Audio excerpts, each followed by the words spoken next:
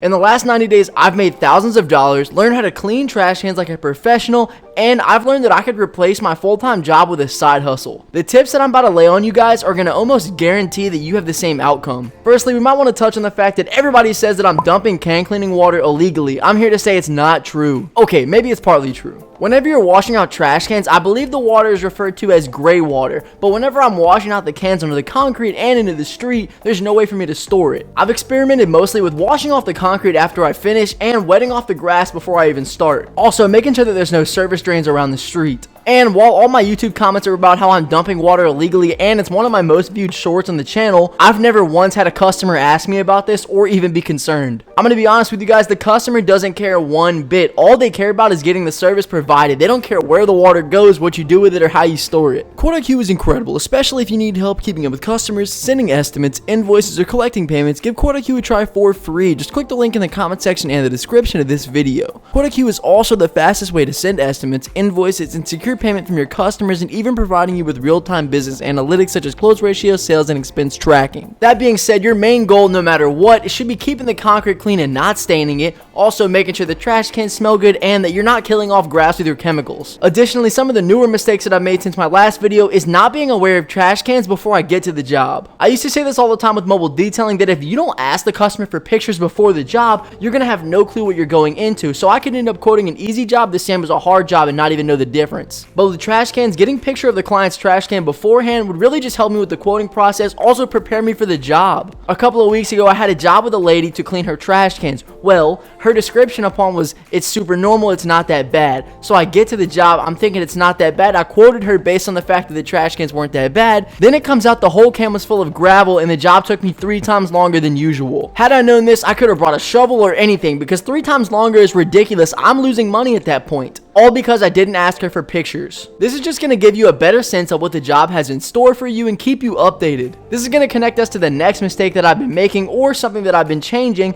is I've been taking the addresses the customer sends me, plugging them in on Google Earth, and getting a view so I know where I'm going and what I'm getting into. I actually use the Google Earth setting through 𝗤𝘂𝗂. It's super updated and I can get a street view. I had an incident about a month ago where this customer told me that she lived in a house and sent me her address. Well, she lied to me. If I would have known that she didn't live in a house beforehand, I could have told her what I needed so that I could have told her the job wouldn't work. She lived in an RV and I didn't have access to the power and water that I needed that I could do the job, and I told her that I needed it before the job even happened. And in case you're confused, the RV park had a communal water hookup that I would have to plug into, and it wouldn't have worked because it was too far from her house. I don't know how long you think a hose can get, but 100 feet still didn't work. But the fact of the matter is, she did not live in a house even though she told me she did, and she sent me the address, but I would have known if I would have searched it up. All of these are pretty much just hazards of the workplace situations. Everything is going to come up that you have never seen before just because it's a new business. But you can take that time and take that advantage to be able to teach somebody else or learn from your mistakes. But you are going to have the ability to learn from every mistake. It's super simple mistakes depending on what kind of service business that you're in.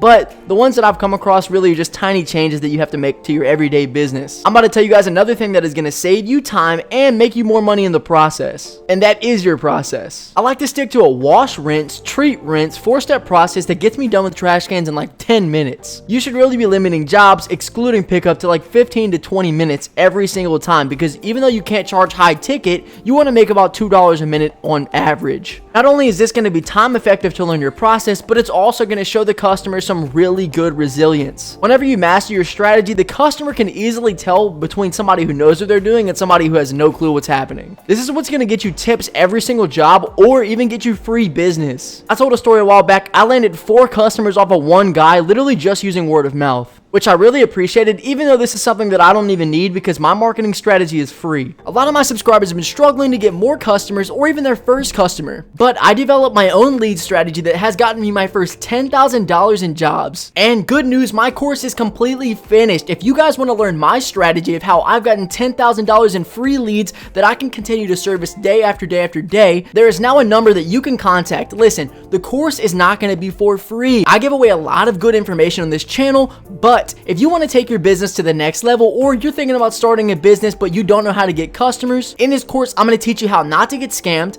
how to get thousands of dollars in free customers that you can service on and on and on, also how to talk to customers and make sure that you sell your service quickly and efficiently with my own personal messages that I've had with customers. You guys can contact this number up here, and if you send me the word strategy, we're going to get you set up immediately. I of course can still appreciate getting free customers, that way I don't have to throw hundreds and thousands of dollars of marketing into the wind. Alright, now I'm going to give you guys some secret sauce on how to ask the customer for payment, my personal strategy. First of all, you never want to ask the customer how they want to pay. So instead of saying, hey, how are you going to pay? You need to let them know that whenever you finish, you're going to text them so that they can send the payment through Venmo, or you can take cash if they'd rather that. This just keeps everything clear and concise. That way the customer has absolutely no doubt that you've done this before. I also just usually choose my two forms of payment that I prefer, Venmo and cash. I can't believe I forgot this in the end. You guys, whenever you're treating the trash cans near grass or on top of grass, you need to wet the grass beforehand. That way chemicals aren't exactly directly exposed on top of them, and it's not going to kill any of the grass. I've talked about this story a couple times on this channel, but this customer would not let me do the job on their concrete because it was so white and pretty, which is reasonable because you don't want to stain anything. But he made us go in their grass and do the job, and I ended up killing a patch of the grass not knowing at all what would happen. Wait, I can't believe I forgot this. It really is probably one of the most crazy things to me that can cleaning even worked out the way that it did,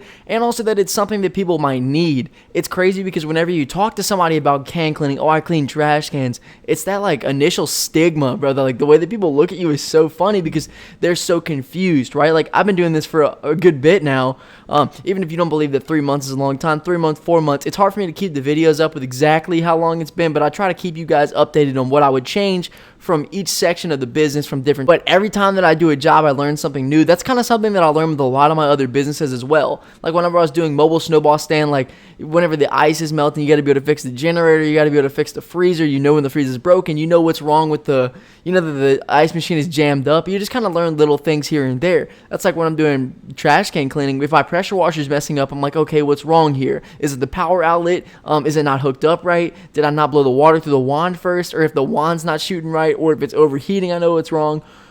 Just all the different little things that you can break down at every single job, or like I'll know the extra tools that I need to bring, right? If I'm like, okay, you know what, maybe they won't have somewhere I can put the trash when I'm done, I bring trash bags, or maybe they won't have the cans completely cleaned out, which is something that these people that are the customers I'm doing jobs for don't understand. Is I always preface every single job by saying, hey, listen, I need the trash cans emptied out.